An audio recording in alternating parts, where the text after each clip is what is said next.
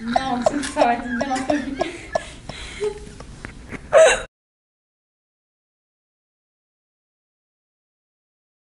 Amélie Gagnon, c'est une chorégraphe et interprète en danse contemporaine de Québec qui a gradué à l'École de danse de Québec en 2013.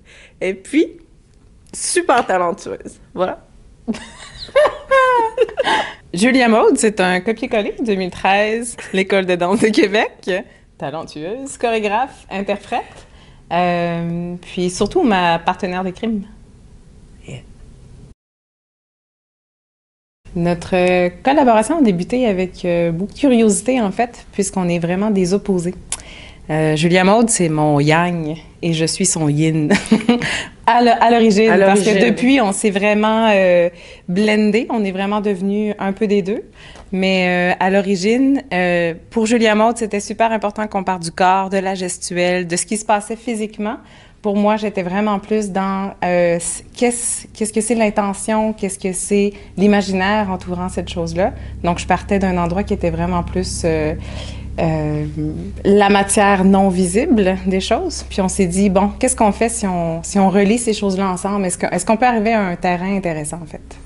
Puis malgré nos différences, il y avait quand même des intérêts artistiques qui étaient vraiment similaires.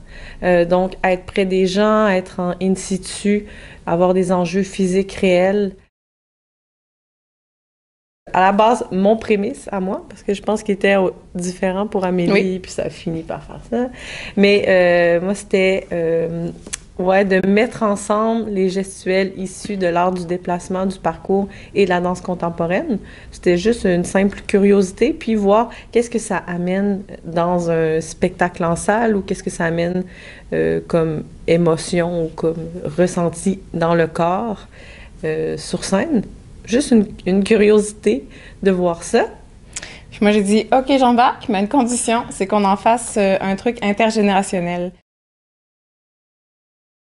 Ben, c'est ça, là! C'est vraiment ce qu'on a... En fait, c'est ce qu'on a adressé dès la première... Jour 1, non, c'est pas vrai, jour 3 de création. C'est la première chose qu'on a adressée parce que lorsqu'on est en in situ, on est influencé par tout ce qui vit dans le lieu, autant les gens que le lieu en tant que tel. C'est quoi sa vie propre? Cette énergie-là qui est palpable, sentable, ce contexte-là qui est facile à suivre en in situ, comment est-ce qu'on peut le rendre vivant en studio? Comment est-ce qu'ils peuvent le porter, en fait, en eux, entre eux, dans la relation? Puis ce que je trouve magnifique de l'extérieur, c'est vraiment de voir... parce que c'est 5 individus qui n'ont rien à voir ensemble.